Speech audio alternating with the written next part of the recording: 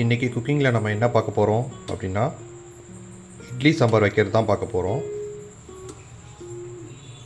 அதுக்கு தேவையான பொருட்கள்லாம் இங்கே வச்சுருக்கோம். ஸோ 3 வெங்காயம் எடுத்துக்கிட்டோம், 2 தக்காளி, அப்புறம் ஒரு உருளைக்கிழங்கு நறுக்கி வச்சுருக்கோம், 4 பச்சை மிளகா, அதுக்கப்புறம்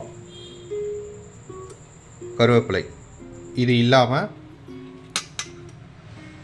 பச்சை பருப்பு 100 கிராம் அதை ஊற வச்சு எடுத்துருக்கோம். இதுதான் தேவையான பொருட்கள். அப்புறம் செய்முறையை நம்ம பார்க்கலாம். அடுப்பை பற்ற வச்சு தண்ணி கொஞ்சம் ஊற்றி அதை போட்டிருக்கோம்.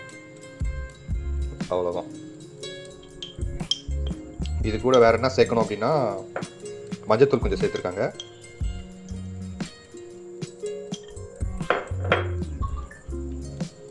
அப்புறம் பெருங்காயம்,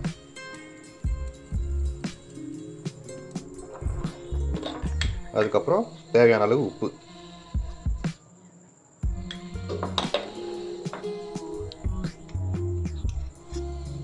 அப்புறம் எண்ணெய், மல்லாட்டை எண்ணெய் நாங்கள் சேர்த்துருக்கோம்.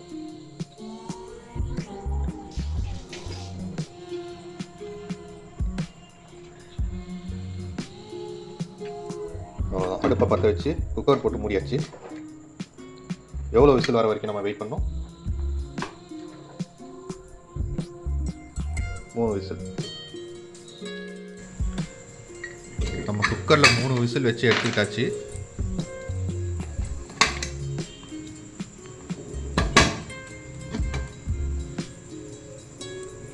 ஓகே, ஆவி பறக்குது. ஸோ நம்ம மிக்ஸ் பண்ணி எல்லாமே போட்டோம் பார்த்தீங்களா, அது எல்லாமே இந்த மாதிரி வெந்திருக்கு. இந்த ப்ராசஸ்க்கு அப்புறம் என்னன்னு பார்த்தீங்கன்னா தாளிக்கணும். தாளிக்கிறதுக்கு தேவையான பொருட்கள்லாம் இங்கே இருக்குது. 4 பல் பூண்டு, கொஞ்சம் கருவேப்பிலை, அப்புறம் பெருஞ்சீரகத்தூள், அப்புறம் ஒரே ஒரு வரமிளகா மாதிரி ஒன்று எடுத்துருக்கோம். ஸோ இதை தாளித்து இதில் கொட்டணும். ஸோ தாளிக்கிறதுக்கு ஒரு கடாயை வச்சுக்கலாம். அதில் கொஞ்சோண்டு எண்ணெய் ஊற்றிக்கிறோம்.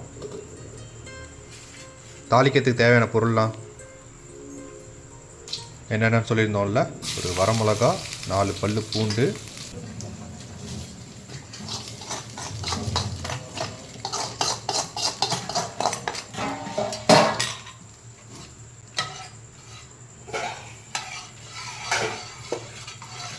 தாளித்து எல்லாத்தையும் கொட்டியாச்சுங்க.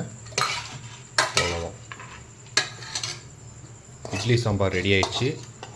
இப்போ பார்த்தீங்கன்னா இது செய்யறதுக்கு ரொம்ப டைம் எங்களுக்கு தேவைப்படல. ஒரு மேக்ஸிமம் 15 to 20 மினிட்ஸில் நம்ம இதை முடிச்சிடலாம், குயிக்காக முடிச்சிடலாம். ஸோ இது மாதிரி நீங்கள் செஞ்சு பாருங்கள். இட்லி ஊற்றி எடுத்தாச்சுங்க.